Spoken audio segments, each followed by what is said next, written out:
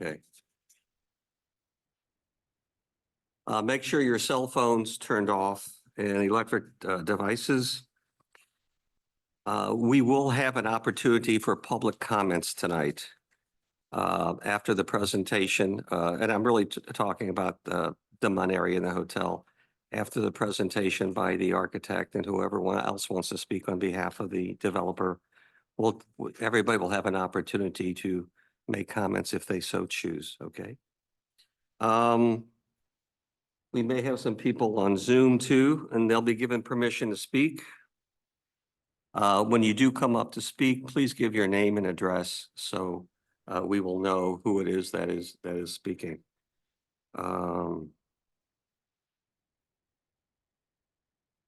Okay, let's have a roll call.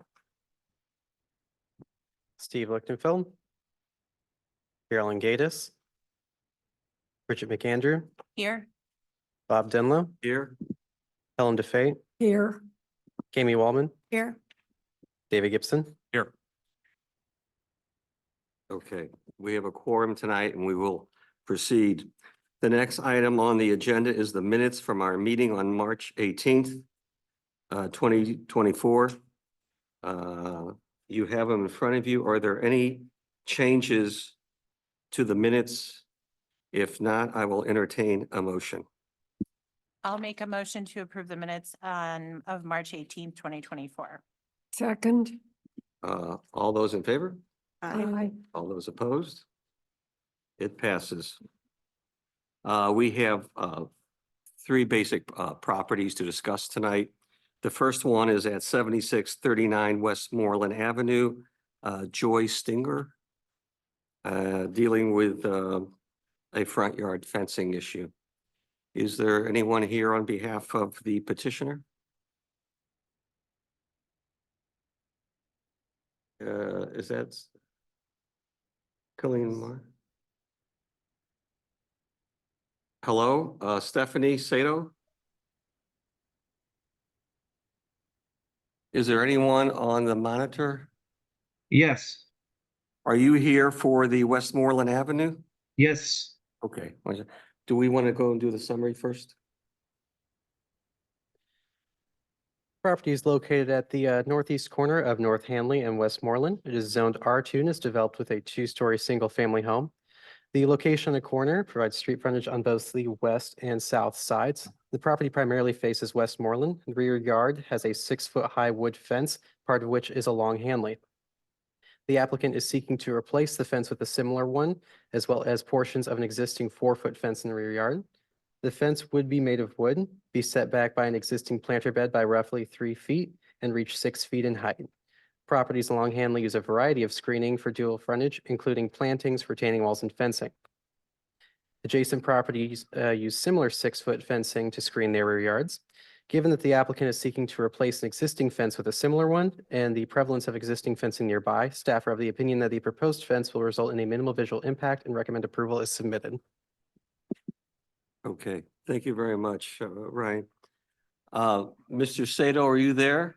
yes, Okay, but I understand basically you're on the corner of Westmoreland and Hanley and you want to do a 6-foot privacy fence on your corner lot where you Yeah. basically push out the backyard, which is treated as a front yard. Is that correct? yes. Okay, do you want to make any comments before we entertain any discussion and a vote? The only thing I would say is that the fence that we are putting there or we are planning to replace it with will be same exact fence that's there now. Okay, and how long has that fence been there? According to our customer, about 25 to 30 years. Okay. Okay, thank you. Sato, I don't have a problem with it. I understand you're going to have a 3-foot setback from the sidewalk. Yes, Okay. To me, I can just consider that pretty important. So there's breathing room so people can walk and not Right. feel there's a wall right along next to them. Otherwise, I have no problems with it. Richard? Yeah, I don't have any problems either, especially it's on Hanley, so certainly Mrs. Stinger lives just down the street from me, so yeah, the fence has been there forever, at least as long as I've lived on my street, so I'd certainly be in support of her just replacing what is an old fence that needs to be repaired and replaced, so no problems. Okay. Next. No problems. Next. Tammy? No issues. Okay. Do we have a motion to? Bob, do you want to ask if there's anyone in the audience Oh, before yes. you? Any comments on this one in the audience? We hear no one and I see no one on the monitor. Okay. Next, motion. I will make a motion to approve the staff recommendation as submitted. A vote, ayes? Second. Second, ayes? Call for a vote? Aye. Hi, I'm here. Hi. Hey, Carolyn, how are you? Yeah, sorry about that. Lovely traffic. So, yeah, I'm Okay. here. All right, well, we'll just continue going. Sure. Next, we have, let's see, the patio, 315 North Central Avenue. Is the petitioner here for the patio? We're going to first hear a summary of what your proposal is. And your name just so I know, Michelle? Okay. Property is located on the west side of North Central Avenue, just north of Kingsbury Boulevard. Property is zoned R3 and is developed with a two-story single-family home. The applicant is seeking to construct a rear patio with an outdoor kitchen.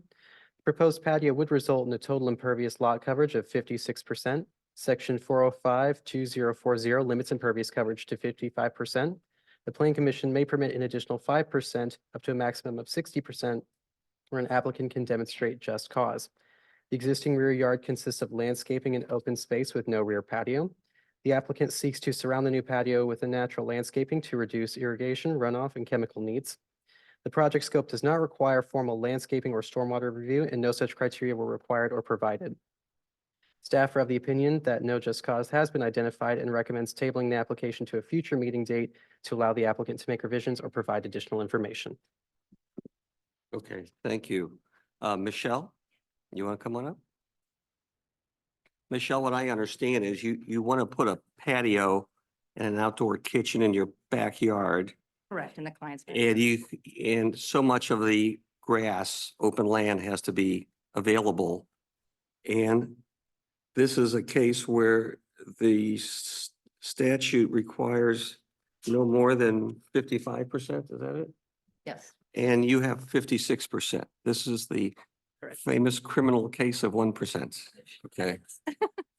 And what I understand is we have the discretion, provided there's cause or reason or something like that, and to waive that and to allow you the extra 1%. This is how I understand it. That's the way I understand it. Okay, you got the floor, Michelle. The client is asking for a patio to be built. Again, the dimensions, when you look at it, it looks like we're about 37 square feet over our allotment. So the homeowner would like to proceed with that size that we have on the plan. It's a patio at the bottom of stairs. They don't have any kind of landing or anything at the point. It just exits onto grass currently. And so they're hoping to add something that they can put some patio chairs or something in there because they don't have anything in the backyard at this time. And then the kitchen is part of that, connected to the patio. So, If I can ask. Yep. To go from 55% to 56%, how many square feet are we talking about? my understanding it's about 37. That, About I right. guess, is what I was told, because I did not know. So my understanding is about 37 square feet less. And so what that would do to the patio is currently it's about, the steps are 16 feet across and the patio is proposed to be 10'6" deep from the bottom riser out. So we would then, to take the 37 square feet, we would potentially have to go about, the dimensions would then be 8 foot by 16 feet. You'd have to take about 2 to 2'6" off that 10'6" length is about what I've calculated in order to take the 37 square feet out. So maybe one row of chairs or something. and you- Yeah, I mean, like, that. yeah, the width of a little bit wider than this lectern, and then basically it's the length of the stairs is 16 feet already, and it's already built. They come off the back of the house. Um, it's by a vote of everybody. We decide if we want to waive this 1% or we want to keep a strict conformity. The statute ordinance says we have discretion on this up to a certain amount, and this is within the certain amount. Michelle, personally, I can live with a 1%. But I'm only one voice in Yes, in I this, understand. and we have more educated people up here than me. So, next. I know 1% sounds minuscule, but there's a reason we kind of stick to 55%. I mean, I was kind of hoping that there was some structural reason or something that you were telling, I know it's only 1%, but it's it's a significant area, given that given that I guarantee your clients live in a new home, and I'm sure there's not a ton of green space in the backyard. Just in terms of, you know what I mean? Like the lots are Yes. in Old Town Yes. are filled to the brim. Yes. Again, within, the bounds of the 55%. So I was kind of hoping that you were going to give me some reason or something, or if there was some way that we could make some of the pavers permeable or, something that would kind of, because 55% then becomes 57% or 58%, and then it's 3%. And you know what I mean? I think there's a kind of a line for a reason. So, just a little concerned without some sort of, Well, I've talked to the client about permeable pavers, and that is not something, okay. it doesn't go with the look that they're going for. But they also have said that, they don't want to lose the ability to do the patio, so that if it is something that we have to compromise by pushing that in, they would rather get that approval so that we can just move forward, is where they are. So, you know what I mean?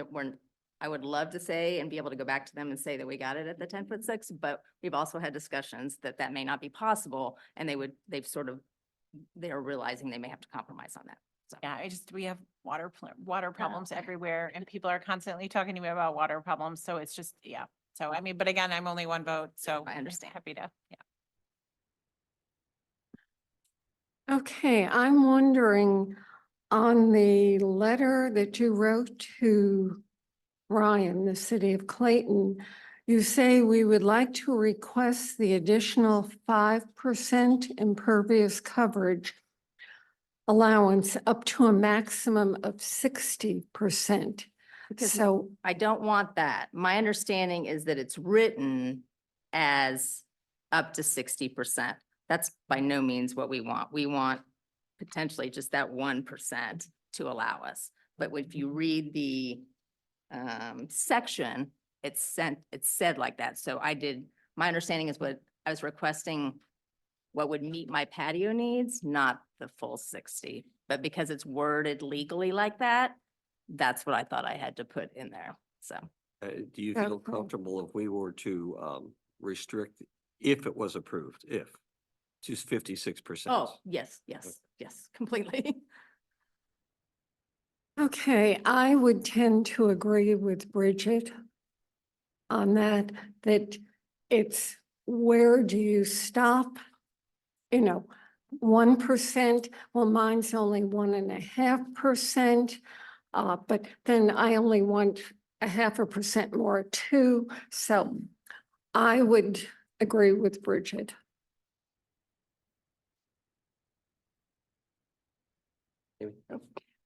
Just in your letter, you had also mentioned about possibly removing something like, They 30 have, there's currently edging around the beds that are there. That will all be removed because we're basically the whole it's gonna be garden in the back. So there's no need for a differentiation between planting beds and sod, which is there right now. And so all that edging will be removed. So.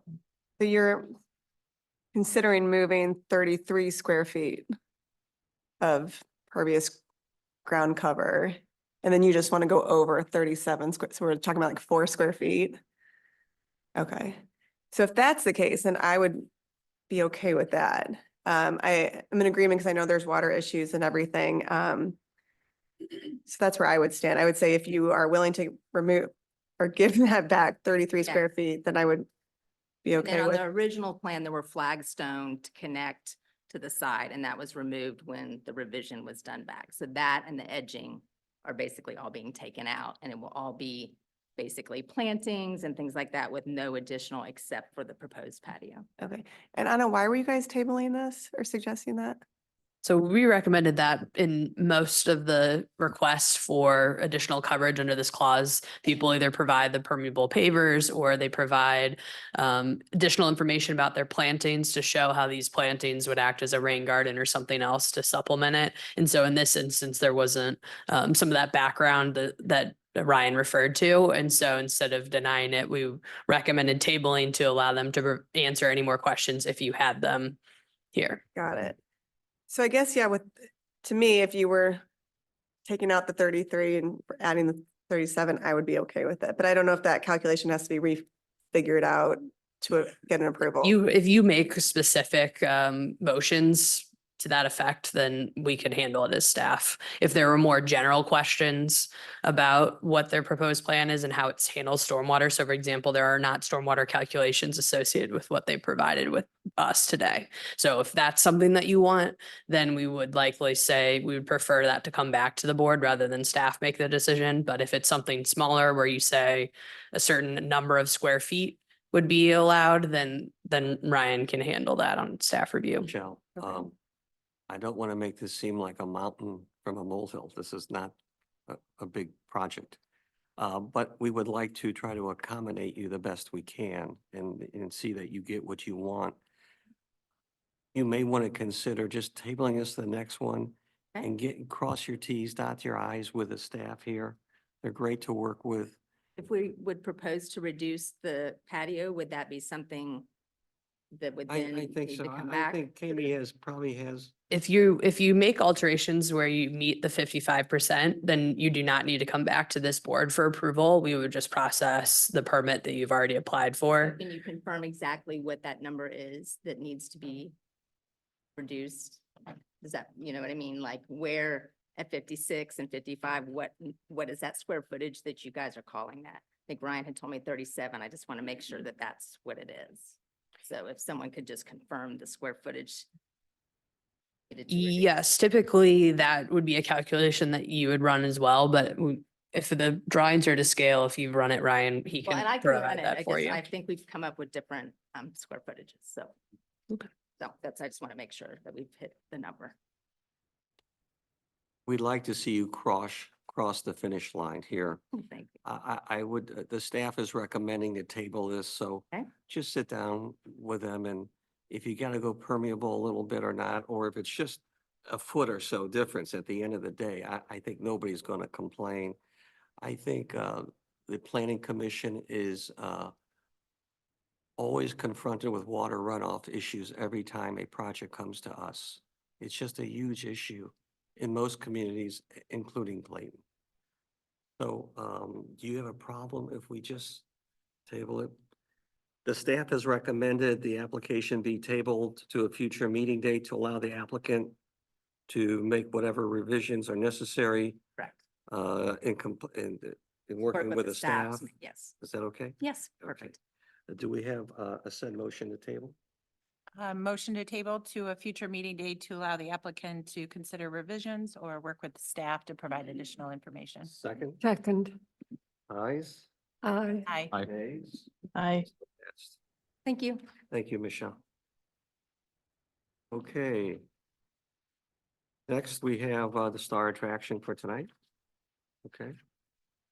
We have the hotel proposal in the Demont area. Is Sheila Miranda here? Okay. Tyler, are you one doing the talking? Okay. Let's talk about that. There are three things we have to vote on tonight. Dealing with the combination of the plat, dealing with the architectural review. And the PUD review, where we have to go through a table list to see if it meets a certain criteria of what we call the points to go forward with the project. So, Brian, you want to give us a So second? first, so we just so everybody in the audience is clear, we have an application for a rezoning, application for a planned unit development and the associated development plan, application for site plan review, application for architectural review, and an application for a minor subdivision plat, all associated with the same project. Chairman, if you would like, two of those require public hearings, the rezoning request and the planned unit development. If you would like to open those public hearings before we begin. Before we begin, before we even discuss. So just open the public hearing and then we'll Oh, okay. present the, Do I have to make a motion for that? Or just Nope. announce? Wait, just announce, are we having a public hearing right now? So you do whatever you have to do. Okay. With further ado, Ryan? This request is for a public hearing regarding a proposed planned unit development and associated rezoning, plat, site plan review, and architectural review. Proposed project consists of the consolidation of 726 and 734 Demont Avenue, rezoning of the lot to a PUD, renovation of the existing buildings, demolition of the rear accessory structures, and construction of a new rear addition. The existing site contains three-story mixed-use buildings with ground floor commercial and residential on the upper floors. Adjacent uses consist of similar mixed-use or multifamily structures. The PUD consists of a mixed-use hotel with ground floor retaining commercial uses and the upper floors being converted into a 24-unit hotel. Conceptual review took place in January of 2023 and a community conference was held in February 2023.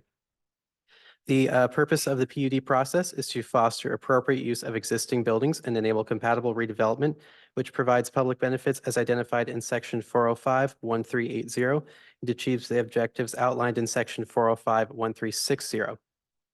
A PUD must provide these public benefits to the surrounding neighborhoods and to the city above and beyond what can be reasonably achieved by application of the zoning provisions of the original zoning district.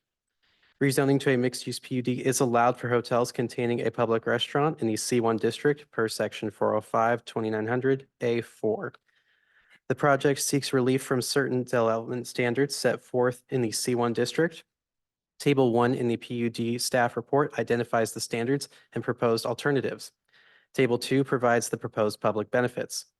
The applicant requires a minimum of, the application requires a minimum of 20 public benefits points, and the applicant has proposed 25. Staff have evaluated 20 benefit points. An analysis by both the applicant and the staff are identified in Table 2 of the staff report. The project is located at the center of the Demont neighborhood, which contains a greater population density than others in Clayton and has a concentration of neighborhood commercial activity. The existing structure, which currently contains 16 residential units, would be renovated and expanded to become 24 hotel rooms.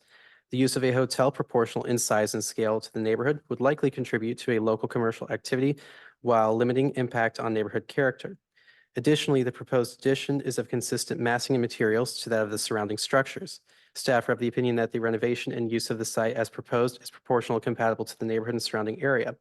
Mechanical equipment would be shielded on the roof by a parapet. Site coverage and runoff would not change.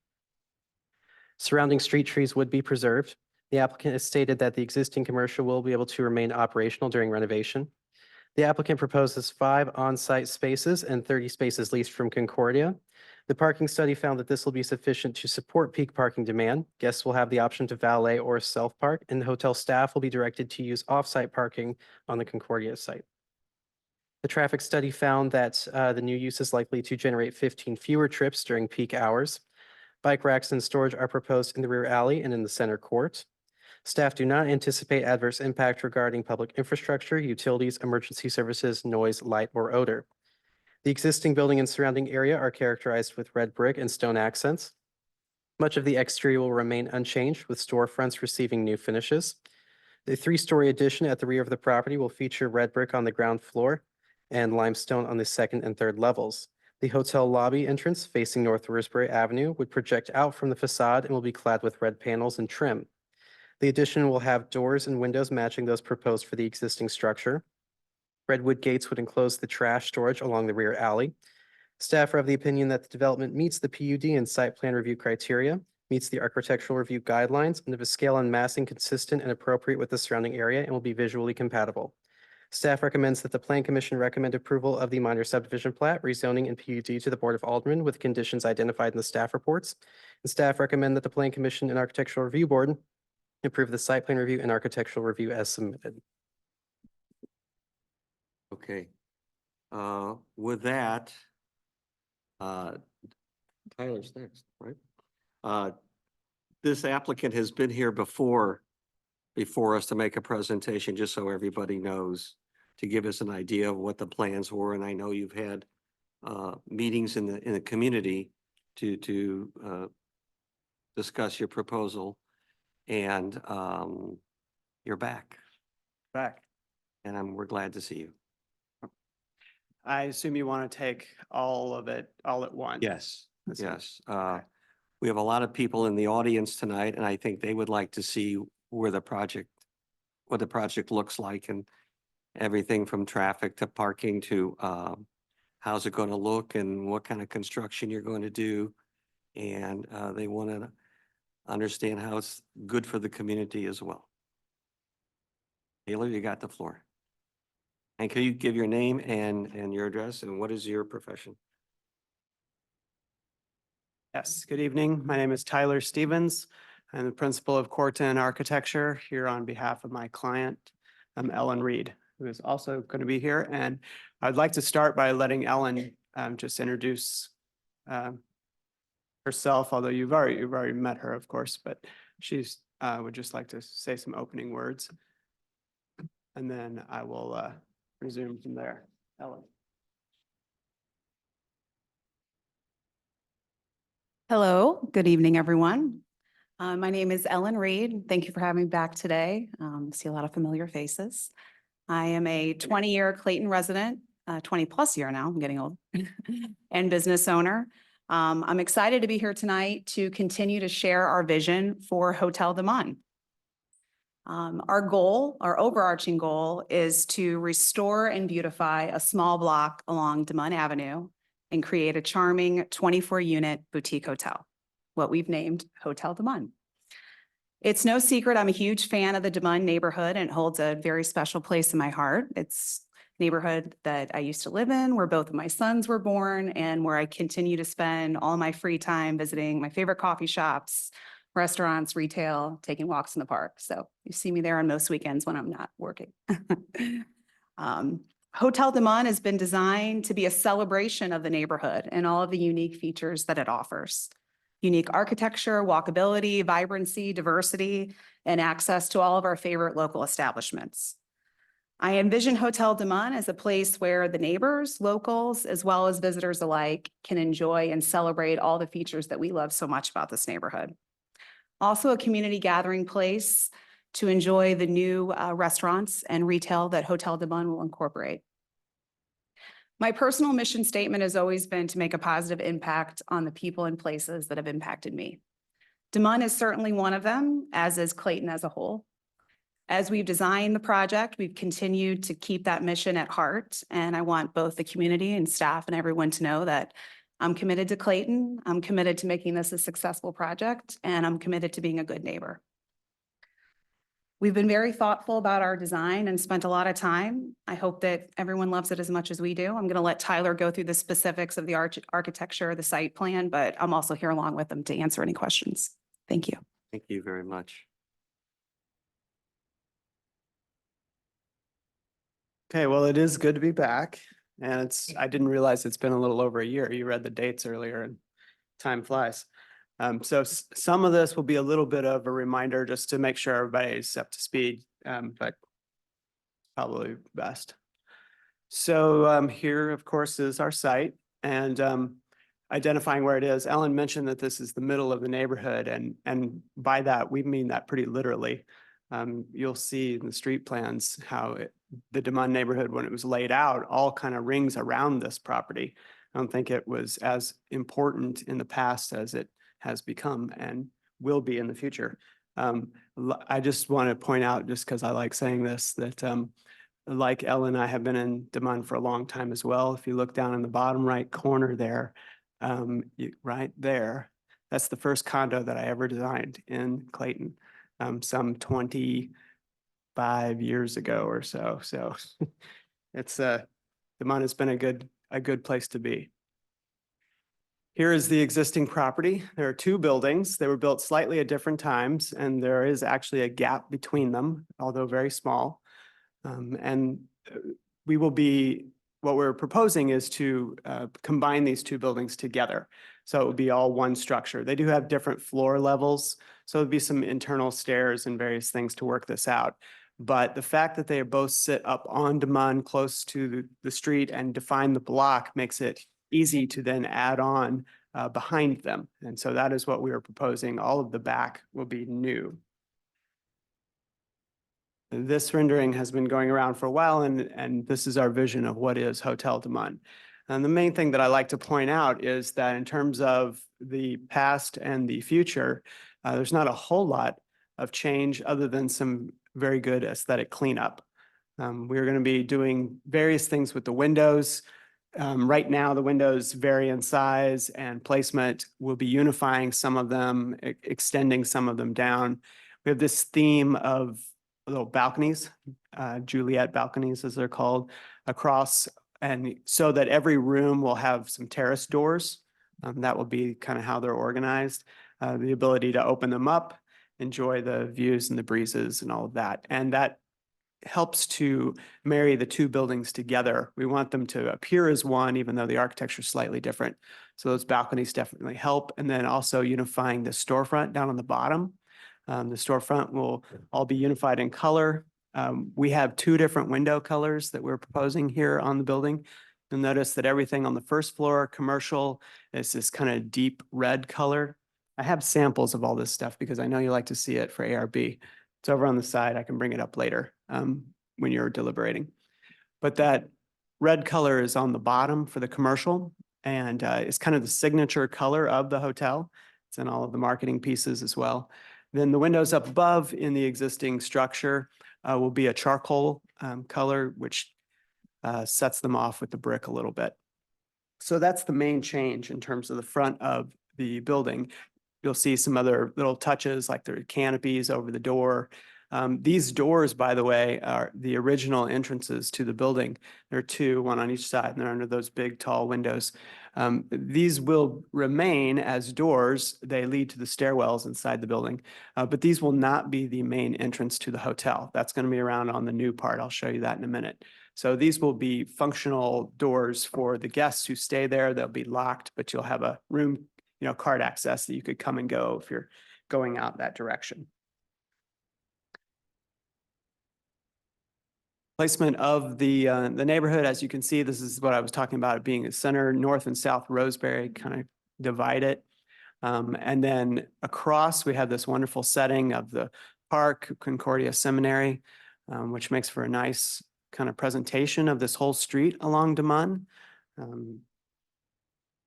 And then we'll talk later when we get to parking, but just so everybody knows, this is the parking lot that the seminary has agreed to allow use of, and Ellen has an agreement put in place with them for that.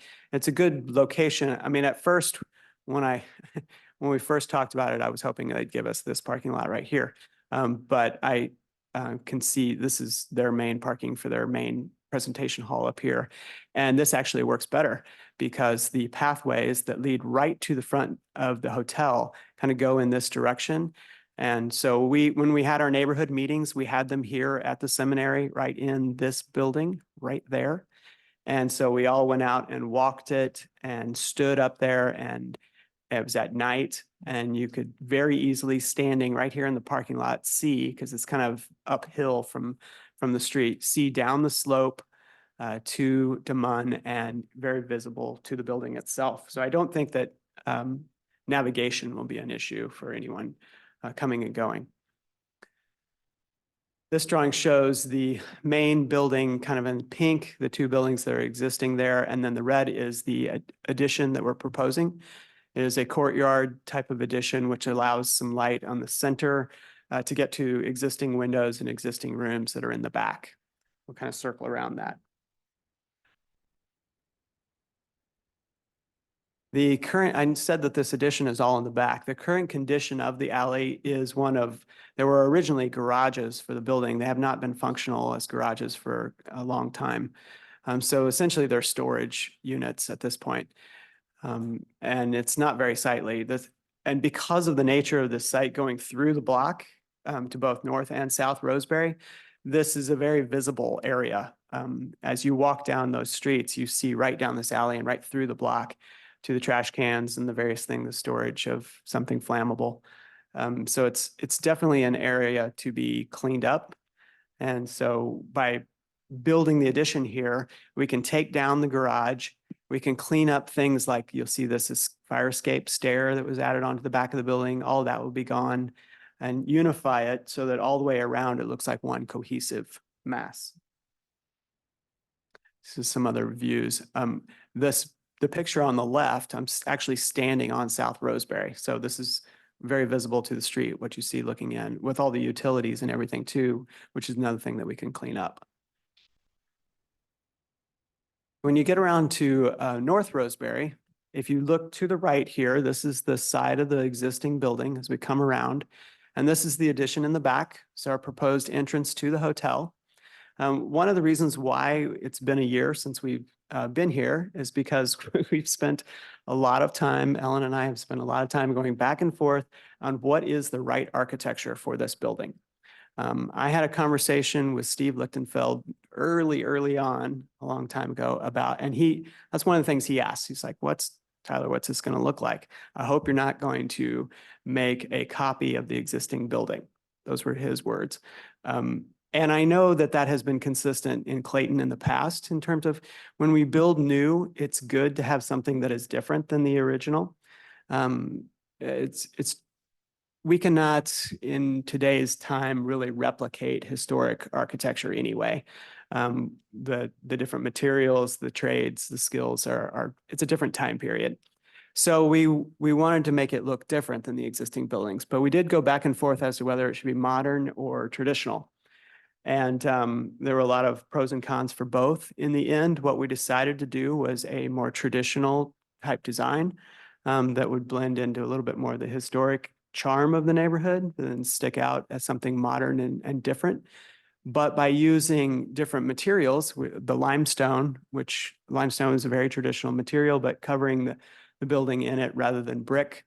And then this first floor, these sets of bay windows on either side of the entry door is what it is. It's really this box that projects out, which is a very traditional kind of approach you see, especially in Europe, to these little neighborhood hotels. This is a common type of treatment of it. It allows the windows on either side of the door to kind of approach out towards the sidewalk. That recesses the entry. So now it's covered and welcoming, draws you into the building. And then on the roof, we have the ability to soften it even more, playing up on this theme of the Juliet balconies with some little plantings and rooftop landscaping, if you will.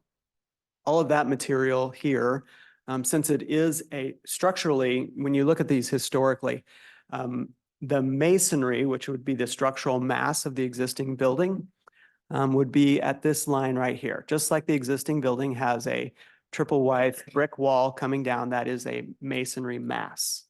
Masonry masses have limited holes punched in them. They usually don't fly. You don't float masonry over things. And so this limestone reads as the same type of masonry mass. We keep it in the same plane. Then when you have projections beyond that, things that float, think about bay windows, for instance, a bay window projecting off of a masonry box. Those are often, well, almost always they're not masonry because it's hard to, you wouldn't do a bay window out of masonry. It's hard to hold that up. Similarly here, these boxes that project on the bottom, we use a trim material, composite trim material that makes these nice panels. It's very much in the nature of what would be wood if this was built hundreds of years ago. We do them out of composite panels now so that they last. And then that also allows us to introduce the color. I said this is a signature color of the hotel. It was specifically chosen because it's kind of the blend of the bricks that are on there, the flavor of the brick, and kind of what we thought is the feel of the neighborhood. So that's where this color comes from. As you move around to the side now, you can see along the back how the back is cleaned up. We do have 5 on-site parking spaces, as was mentioned. Those are right here, tucked under. This front piece that is the lobby wraps around. You'll see some windows on the side. That way, when you're walking down the street, you have a nice kind of return to the corner, some windows into the lobby. And then the actual parking commences from there. This side back here becomes a feature wall. We talked different things about those having what's on the inside, what's on the outside, how it kind of views through. And we're still working on the lobby design inside. So that, no, that's not part of what we're talking about. But I want to draw your attention to this part way back here in the back. You see some more red there. That is a trash enclosure, which I'll show you in plan here in a minute. All of those dumpsters that are currently on the alley can be put inside the trash enclosure, and then gates pulled across them to visually clean up the entire back. So it's a much more pleasant alley to go down, which is important for the hotel as well, because the patrons will be directed to approach that way. I'll show you our driving pattern here in a minute. The rest of the lines, the banding, the window details, all of that pull from the existing building in a complementary way, although not copying. This gives you just an idea of the other elevation. You see that back here, those gates for the trash. And then on the other side, on South Roseberry, as it turns around, here is where we actually will match the brick and create a base. So similar to the base we're doing on the other side that's covered in the trim to tie it all together. And then the limestone wraps around there as well. So the whole back is sort of like the U shape of limestone coming around. And you can see the cleaning up the windows as well. There are a couple pieces on top. We'll talk about these in a minute. There's a stairwell enclosure that rises up, and then the elevator. We're putting in a new elevator that will rise up as well. That's what you see poking at the top. And that's due to, we want to have the ability to have rooftop access. Rooftop access is very important to people these days. And so this is a natural to want to be able to do something with the roof. We do not have a proposal at this time in terms of, this is certainly, well, I can tell you one thing about it that we know for sure. We wanted to provide the infrastructure to get there, but we're only taking one stair up. And when you have one stair up, then the code limits you to 49 people. So that's the scale we're talking about. This is not hundreds of people on a roof having a Mardi Gras party. This is maximum of 49. And they would mostly be either we'll have some seating from the restaurant, you know, maybe it's like a little restaurant top or an amenity for the hotel itself.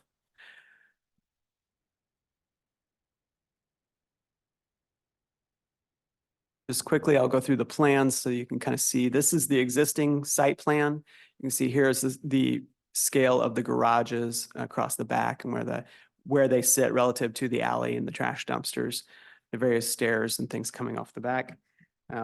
Our new plan will sit like this. You can see that here's the parking. We will maintain some retail in this back along South Roseberry. This is retail that is not there today. That's a blank brick wall. So we're increasing the retail on South Roseberry. And that's kind of a trade because we're taking away the retail that was on North Roseberry. There's a little shop in the back corner there as well. So that can trade down to here if it wants, or it could be something different, however it works out. The other retail spaces will remain as is, as Ellen said, with the exception of on the corner is currently the laundromat. And the laundromat has not been really functional in a long time. So the laundromat will go away, and that's what's going to become the new hotel bistro, I'll call it. I got a picture for you here. So instead of the laundromat, you can off the lobby, we can have a little bistro that could be a breakfast kind of thing that morphs over into a lounge at night. This would be open to the public. So that was one of the questions that was in the neighborhood presentations we had earlier. That was one of the questions. People want to make sure that this is all, you know, part of amenity for the public, and the lobby of hotels is generally open. The second floor, here you can see some rooms. this typical layout. This is one exception where we've got a big unit that we're going to cut in half, but the rest of them are all pretty much that same size. I want to reiterate what was read earlier in the end. This is a 24-room hotel. I know that was one of the biggest concerns when we had the neighborhood meetings. When people hear the word hotel, they immediately think of their own experiences with hotels, and usually those are large. You either have a downtown hotel that's a high rise, you might have a Holiday Inn on the side of, or something on the side of the highway. Those have at least 100 rooms, that kind of scale. This is 24 rooms, so very small. They're currently 18, right? 14. And so we're increasing it 10, that type of scale. When we add on to the back, it will be laid out like this, with a general circulation and hallway that will connect the two together and turn it into one building. There's the stairs that makes up the difference in the floor levels. A new elevator in the back that will serve everything so that it's accessible. And then that courtyard remains so that these units in the middle can still have their windows looking out. We can also have windows in the hallway looking into the courtyard. Should be a really nice kind of pleasant approach. Just to talk for a second, sorry, Carolyn Gaddis. Oh, Jay. yes. It's kind of like the Moonrise Hotel, which is Yes. wonderful. Has done a lot for Del Mar. This will be a great addition to that area. So I don't know that you need to apologize for any of it. I think it's a wonderful project. I have no stake in it at all. I'm with Wolpert. I'm a landscape architect. I have nothing to do with any of this. But honestly, I mean, it's like the Moonrise. Whenever people come to visit me, I'm like, that's where you're staying. Unless, of course, they're in my house.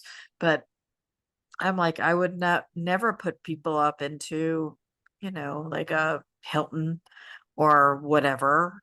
I would put them at the Moonrise. This is better. So I literally think this is going to help the city. So. Thank you, Carolyn. And I could say on behalf of all of us, we all need a place to put our crazy cousin who comes on from out of town instead of our own home. I don't even, no, Sure. I totally. Well, the Moonrise is a good comparison in terms of a neighborhood hotel kind of thing.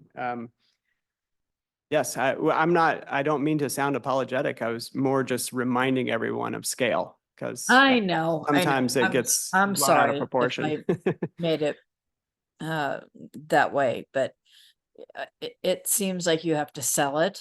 And to me, you don't have to sell it. I'm from New England and Philadelphia and Boston area. To me, this is a no-brainer. So it's there's no sell needed to me. I So, appreciate that. We'll go over the public comments here in a minute. Right. Where we talk about Do you the, have more you want to add to your comments? well, yes, yeah. Since we worked on this for a year, let's go through it. Sorry if I'm keeping you all from dinner. But I haven't eaten either, so. As gives much you a- time as you need to Well- educate everybody here. Just again, a reminder of scale, this is that rooftop, the amount of area we're talking about, so very small. I'll go through it quickly. The public comment portion or I don't know why I can't remember what those are called, the public meetings we had. We took down lots of notes. We had 2 meetings, by the way. We're only required to have 1. And we wanted to make sure that everybody had a chance to get there in case they were out of town or something. So we went ahead and had 2. And we took down all the questions from both of those meetings. And there were a lot. There were a lot of comments that some of them were concerns. And then there were also a lot of comments that were just questions. And then a handful of, wow, this is something we look forward to. So I tried to just summarize them here, and I'm not going to go through all these but I just wanted to let you know that they kind of divided into three categories. The first category had to do with the neighborhood, things like parking and traffic and trash, and some concern that Demund, as it grows, becomes unaffordable to people. And then certainly there's always the question of, is this going to increase crime, things like that. The traffic study more than answered the question of traffic. We're actually reducing the number of cars that are going there on a daily basis right now. And then the parking lot with the seminary was something that we explained in terms of parking. Another group was about Ellen, basically, or the developer, essentially making sure that, question, is she going to retain ownership, or is this something that's going to be sold off? You've heard her passion for the neighborhood. I don't really think Ellen is going anywhere for a while. Not that she's told me. I'd be in trouble if she did. And then things like, are we applying for tax credits or things like that that would require various things? Now, this is not a public project and publicly funded, anything like that. So this is all private investment. The last group had to do with, I would say more forward-looking in terms of questions where people will resolve, oh yeah, this is going to happen. So now I want to know, how long is the construction going to take? Will the retail still be open? How's it going to affect things? So we answered all those questions. So all in all, we were pretty positive coming out of those meetings. That certainly there were concerns, as everybody has, but it seemed like people were pretty receptive to this project. I usually let the person take us wherever they want, but this is a great exhibit. So can I just address you to some of these things here? Yes, 'Cause I yeah, think a stay as lot of long as you people want. are here Mhm. because they really want to hear about traffic and parking. If we could address how you resolve the parking today. Mhm. I know what you were doing last time. I don't know if anything has changed. But before, you were gonna go over to the parking lot with everybody and maybe a golf cart to bring them? There were a lot of ideas thrown out around the time. The way that we kind of set it up and resolved has to do a little bit with when you book the hotel, you're going to get some, you get your information, as you always will. One of those pieces of information in your pamphlet will be a kind of a where to go neighborhood, what do you call it? Just a neighborhood navigational map. Yeah. And I did this little animation. See that? Well, Did I do a can little you fast? stop right there for 1 second? When somebody pulls up to I don't want to take away. Yeah, your- I'm getting there. I think I know where you're going. When somebody pulls up to your hotel, are they double parking on the side street there? No. Or is there a place to come in? Yeah, that's what I'm getting to. Okay. These arrows here indicate how people will be directed to approach, entering in and then come around, go through the alley. Though certainly if there's an open parking spot in those 5, they could take that. But on North Roseberry, we'll have 3 dedicated spaces on the side there, which are not parking spaces, they're loading drop-off spaces. A lot of these people come into this hotel will be arriving by Uber or Lyft or something like that. So you need a spot for those people. Let's say somebody's being picked up, the car needs to sit there for a minute while you're in the lobby looking for them. So we have those 3 spaces. That's also a great spot. When you come in, you'll park your car there, walk into the door, check in, get all your keys and whatever information you have.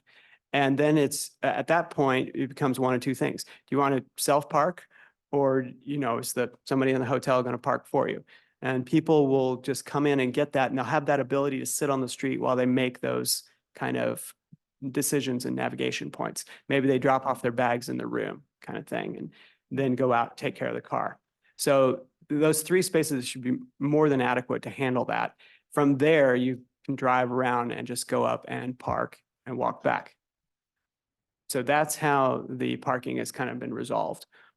And I only bring that up because it's not a short walk, at least for me anymore, but Like I said, we were there that night and we did it and walked it, and it's not really a long walk. I have been to other hotels like this in other cities where they've given me a parking map that was blocks away.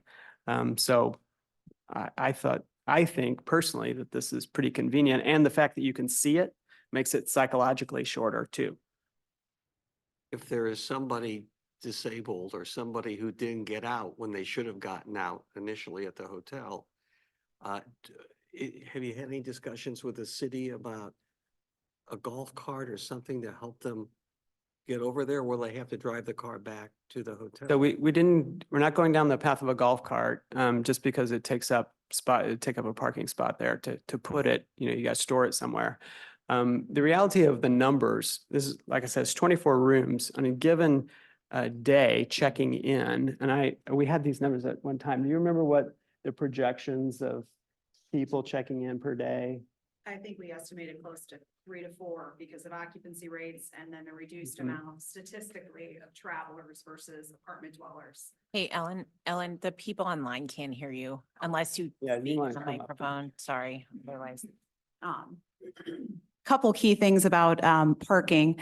Statistically, the hotel travelers will have a lot less cars than the apartment dwellers. So that's one piece, but it's a great question. Some people will want to self-park. I timed it and I want to say it was 2.5 minutes. I did time it because I walked it many times myself. It's also well lit. However, if someone is not able to park or does not want to park, you can have the hotel attendant park for you. So it's not a problem if somebody prefers not to self-park. They can just have the hotel attendant park for them. A lot of people actually, believe it or not, prefer to self-park, particularly because the whole marketing with Hotel de Mun is going to be marketed as, a neighborhood walking friendly hotel. So we do think, particularly with the scale of the hotel being 24 units, if we're at 80% occupancy, if half of those people then have cars, and then the duration of the stay is even 3 to 4 days because of the scale of the rooms, we're talking about 3 to 4 check-ins a day. So it's a small number, but we do want to be able to assist those who would like someone to park for them or park themselves. And I know this parking lot is quite large, Ellen, and with Concordia going to relocate its housing on the Mun side of the campus, this will be the logical place for all the residents of Concordia to be parking in the future. Have you had any discussions with Concordia on that? Concordia, they are still committed to providing parking. We did request and were able to get, in our opinion, substantially more spaces than we ever think we will need. Because again, we're going to have 5 behind. Right now, there's 0 parking, 14 units, 0 parking. The people just park on the street. Moving forward, we'll have the 5 spaces behind. And again, if we think on average, we realistically need under 10 spaces. But in order to have the sufficient parking per code, we wanted to have more than we needed. So reality is we won't need 35 spaces, but we do have access to that. Very good, thank you.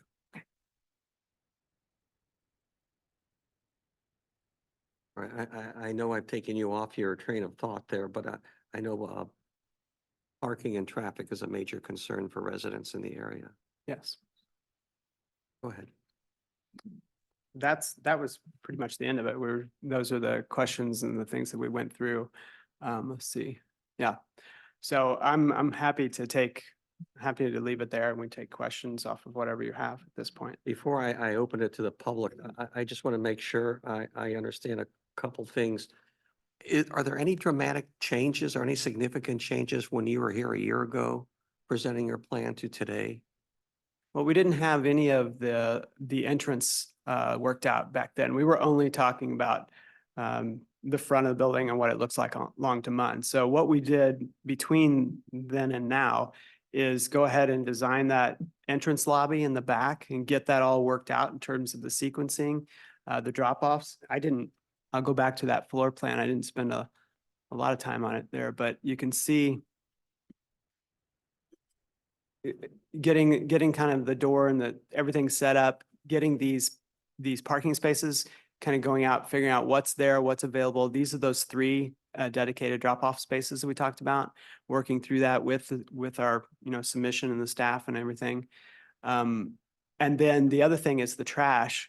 We were before, I had this, what I thought was a great idea, to put the trash in the courtyard in here, because I had seen other hotels done that way. Nobody agreed with me. Everybody thought that was a terrible idea. And so in the end, I caved and we moved it out to the alley. We took away a little bit of this retail space in here in order to make that happen, but it wasn't that much. But this introduction of a trash area, dedicated trash area that opens up, that's all new. A little bit of the sequencing of the parking going in is new. So that's primarily what we worked on, is how it flows and how it's going to actually logistically work. Now, with regard to the existing commercial you have there, originally I thought you said you guys were going to try to work to keep those open during construction. Is that still what your case is going to be? It's the goal. We have to do some work to the storefronts and everything so that, you know, there's a little bit of disruption there, but there's no reason. If you shut down a retail space for a long period of time, the chances of them coming back get less the longer it's out. So Now, I got to warn you, I am partial to Caldi's and Sasha's. And you're going to have a restaurant there on the corner and it's going to be coffee. yeah, restaurant, I mean, it's a very small space. I can't read the thing up there, but I think it's just over 1,000 square feet or so, 1,800. That would be, it'd be a small restaurant.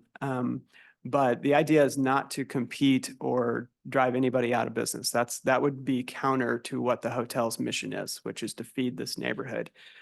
So the bistro as it's planned is really a little, like I said, a breakfasty place. Go in, get some coffee, which is not unlike Caldi's too.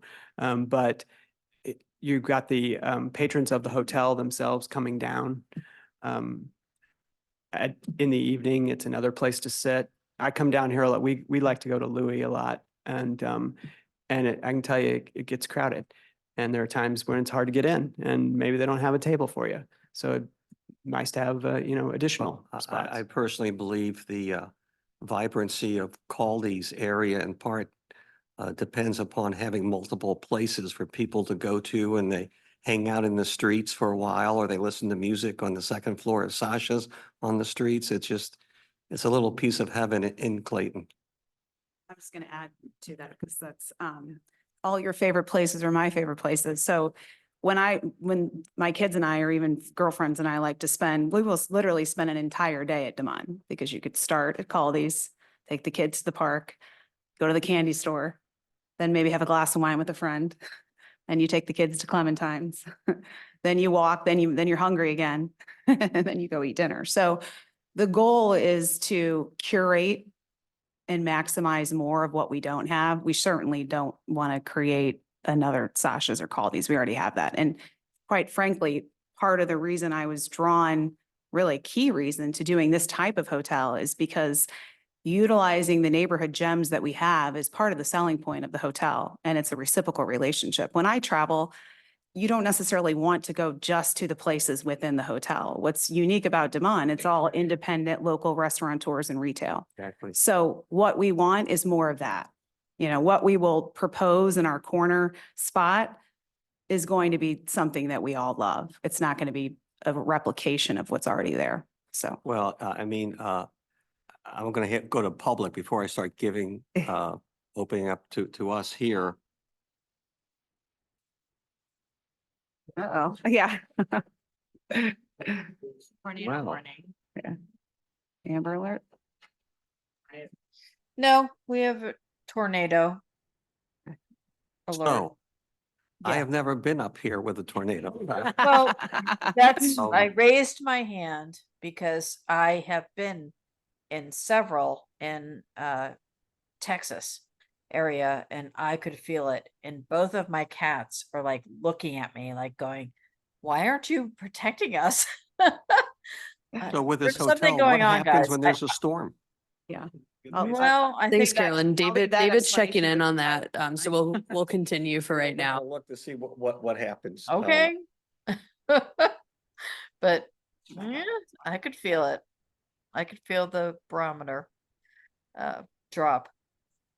Sure. If you, Ellen, if you'd like to continue, you're welcome to. David's gonna check on an emergency plan for us, should we You need know, what to. I was going to say, Ellen, I mean, is Sorry. that Yeah. in my own mind, I think your project is the best of many worlds. It keeps what is old and important to our neighborhood. And you're not going up in the air to do it. And you're building in the back and it looks like it's a beautiful addition you're making. I think you and Steve, I'll give you the credit, but did a good, to me, it works great. The colors, the everything. But at the same time, I treasure the candy store, at least my grandchildren do. And, the ice cream and, we have the mothership of Caldi's in our neighborhood and I can't say enough for that. And Sasha's is terrific and Louis and the little clothing store. These are all what makes Demont alive and well and puts people on the sidewalks and on the street, Couldn't And- agree more. And I think, and our buildings are getting tired and old and we have to look to the future and how to recycle them. And how to, otherwise they just fall down until it's too late. And I can't say enough how you're risking your money, you're stepping up to the plate and you're being very creative. I only admire so much of what you are doing. But there are legitimate concerns, parking, traffic. And we had to figure out, does it make sense in our neighborhood with those components? If this was Chicago, walking away a block, it's no big deal, Guys, I Except the think you need parking. to be safe. I think everybody needs to be safe right now. Well, I what are we can gonna feel do? it. Go I downstairs? just- I've been in it before. Well, Uh, I just went down and talked to the fire department. So the cell Okay. that's threatening right now is out towards Chesterfield. It's headed this direction, but won't be here for a little while. They were saying golf ball size Okay, hail. a little and the- while, the- which means go. Golf Well, size. what they Nobody said is basement here? if it looks like it's going to threaten the Clayton area, then they'll come up here quickly and I can see somebody over there Okay. and then we'll clear out the chambers Okay, and see if Okay, they. I'm Um, sorry. go ahead. I don't mean to panic people, but I've been in several. And it's not pretty. Honestly, Well, I mean, I- my I cats think are it- going crazy right now. I'm at home we'll- and my cats are like spinning around the room, I- which We'll wait for the tells fire me, department to I'm, come. So- well, what do you, I think too, I mean, I also want to make sure that we're sensitive because we want to Right. hear from the public too. So I think if any of you are concerned, Hold on, We Oh. have the man. we have what? Okay. All right, Okay. great, thank you. Gentlemen, we're Okay. seventh inning stretch. We're going to So take a recess. we're going to stop the recording. We will start Okay. it again when we return. Okay.